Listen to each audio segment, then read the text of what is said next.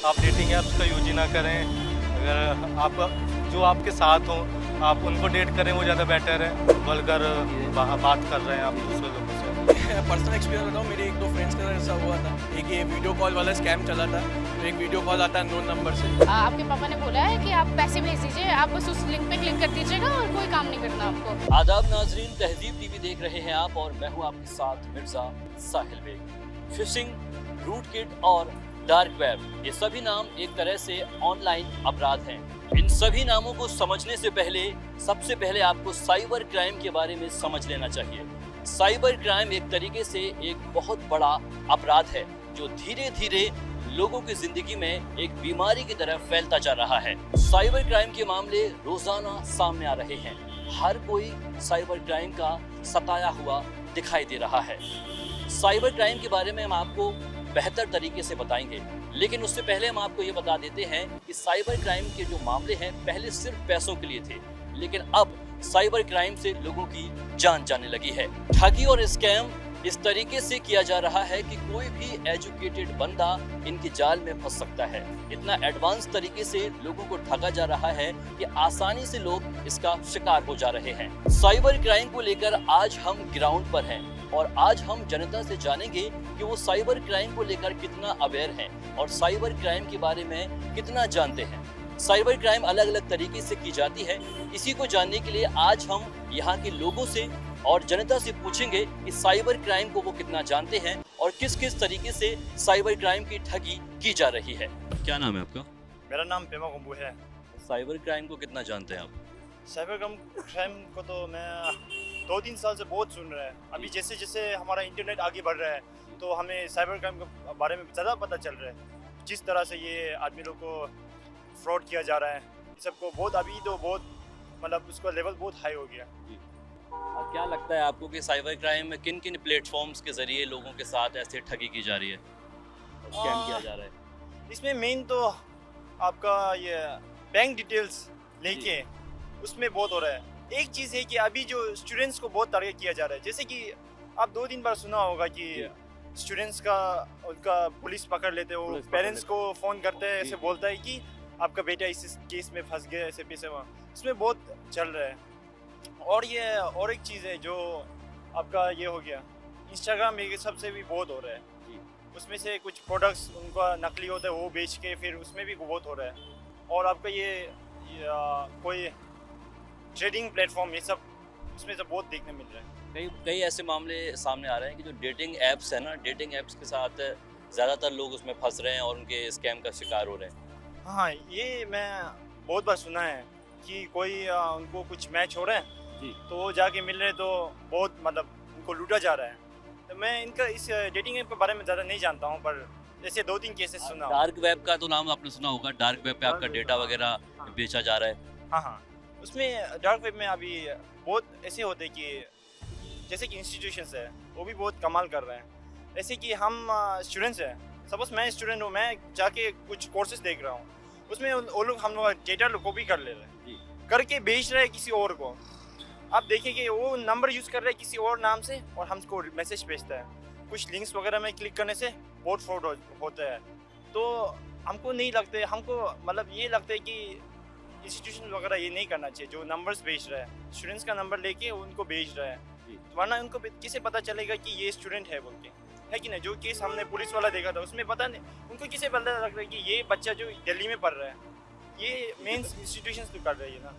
अपने आप पेरेंट्स वगैरह को क्या कहना चाहेंगे कि जैसे लोग बाहर पढ़ते हैं, कई स्टूडेंट के पेरेंट्स को कॉल किया जाता है और बोला जाता है कि आपके बच्चे को पुलिस ने पकड़ लिया है और हम उसे बंद कर रहे हैं, आप इतना इतना पैसा दो, तो उनको आप क्या कहना चाहेंगे? क्योंकि पेरेंट्स ऐसे काफ़ी पेरेंट्स होते हैं जो इस बारे में नहीं जानते हैं और इस बारे में अवेयर नहीं है। हाँ, फर्स्ट तो इसका बारे में थोड़ा लोगों को जानकारी देने से ज़्यादा अच्छा है ताकि उनको भी पता लगे।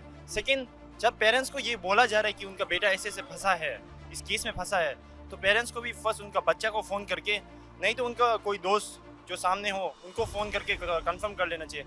वरना तो ये बहुत सीरियस क्राइम हो गया जो पेरेंट्स को फंसाने वाला, और बच्चे का नाम भी उसमें रेपुटेशन भी ख़राब हो रहा है किसी किसी का, है कि नहीं?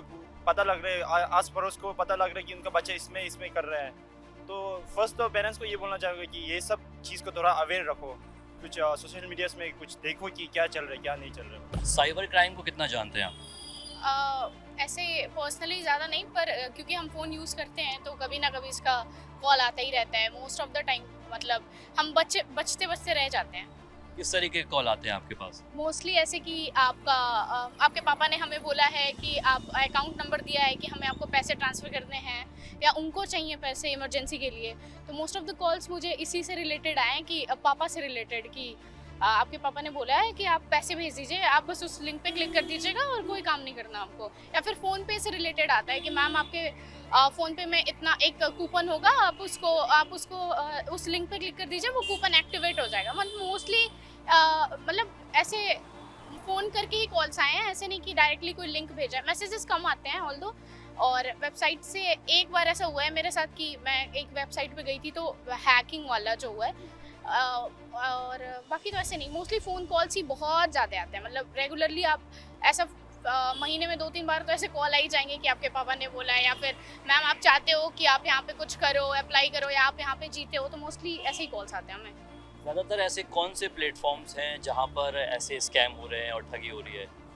जो भी आप ये सोच लीजिए, मोस्टली ऐसे प्लेटफॉर्म जो वेबसाइट्स, मान लीजिए कैसे बताऊँ आपको, जैसे मैं कुछ सर्च करती हूँ तो कभी कभी लगता है कि वो ऐड वेबसाइट्स हैं, फिर हम जब जाते हैं तो उस पर हज़ार वो दिखाने लगते हैं, एडवर्टाइजमेंट हज़ारों बार आने लगते हैं। तो मुझे लगता है कि उससे रिलेटेड आपके डाटा और आपकी प्राइवेसी बहुत ज़्यादा हैक हो रही है, क्योंकि हम एट द मोमेंट नहीं समझते हैं, हम बस कंटेंट लेने के लिए चले जाते हैं उस वेबसाइट्स पे।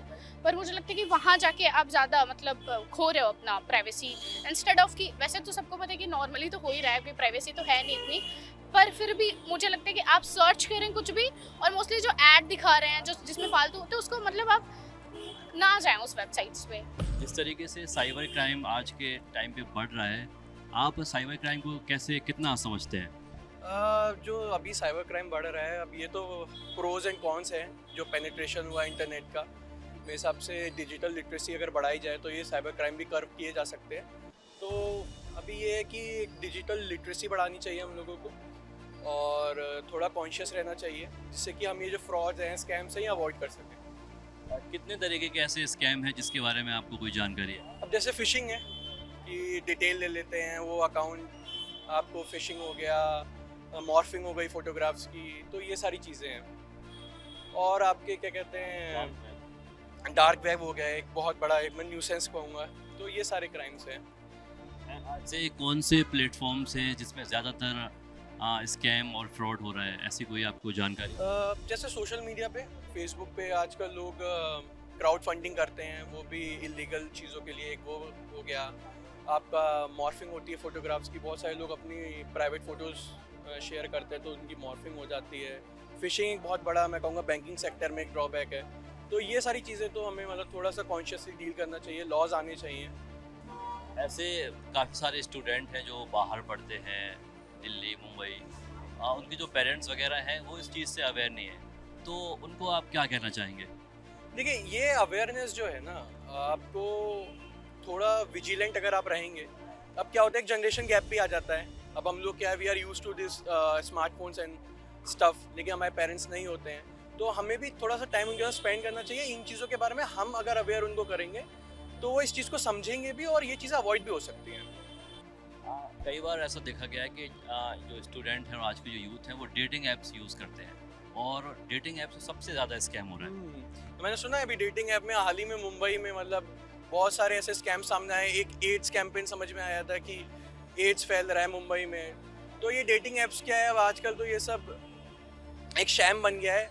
बहुत सारे यूथ हैं जो डेटिंग ऐप्स पे हैं, लेकिन ये होता है कि हम लोग वो चीज़ें बहुत फॉर ग्रांटेड लेके चलते हैं। अगर मान लीजिए आपके किसी करीबी के साथ ऐसा कोई स्कैम होता है तो आप क्या करेंगे? मैं तो देखो, अभी पर्सनल एक्सपीरियंस बताऊँ, मेरे 1-2 फ्रेंड्स के साथ ऐसा हुआ था। एक ये वीडियो कॉल वाला स्कैम चला था, तो एक वीडियो कॉल आता है अननोन नंबर से। तो मेरे हिसाब से तो ये चीज़ें अवॉइड करनी चाहिए, वीडियो कॉल वाली। और ये है कि आप जाके रिपोर्ट कीजिए साइबर सेल में तुरंत। इस चीज़ को ये मत सोचिए आप उनके झांसे में बताइए कि आपको ब्लैकमेल करेंगे। आपका फर्स्ट जो स्टेप होना चाहिए, पुलिस को आप पूरा इन्फॉर्मेशन दीजिए। साइबर क्राइम को आप कितना जानते हैं और कितना अवेयर हैं इसको लेकर?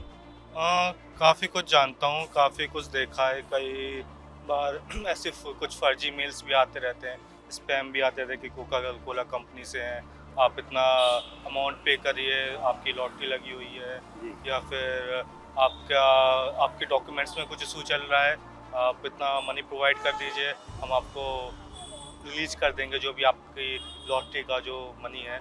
इस तरह के मैसेज आए हैं मेरे पास। अभी कुछ टाइम पहले बड़ा एक अलग सा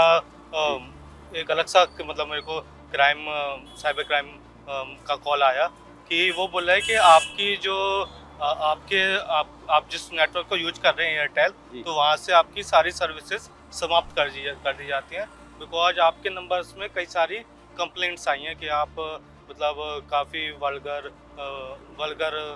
बात कर रहे हैं आप दूसरे लोगों से। तो मैंने कहा मैंने तो ऐसा कुछ किया नहीं है, तो फिर क्यों आई हैं? तो फिर वो कॉल कट हो गया, बोला कि आप तुरंत कांटेक्ट करिए। तो ठीक है, मैंने उसने कॉल कट कर दिया। मुझे लगा कि हाँ ये स्पैम टाइप का ही होगा। डेटिंग ऐप्स का भी मैं सुन ही रहा था कि प्रोफाइल बनाते हैं वो डिफरेंट फ़ोटोज़ डाल के, मतलब फ़ोटोज़ भी इनकी कई बार रियल होती हैं, बट वो वहाँ पे जाकर जब आप कैफ़े में मिलते हैं, कुछ करते हैं, तो फिर वो आपको ब्लैकमेल करना शुरू कर देते हैं। तो मेरा तो यही है कि आप डेटिंग ऐप्स का यूज ही ना करें। अगर आप जो आपके साथ हों, आप उनको डेट करें, वो ज़्यादा बेटर है as compare to unknown person. Cyber crime को आप कितना जानते हैं? मतलब साइबर क्राइम से मैं वो वाकिफ़ हूँ काफ़ी। मतलब फ़िशिंग होती है जो भाई आपको अननोन नंबर से मेल्स आते हैं, या फिर कुछ जैसे आरबीआई भी आपको, और जो एसबीआई जितने भी बैंक्स हैं वो आपको बोलते हैं किसी को भी अपना ओटीपी या फिर अपना नंबर नहीं शेयर करना है।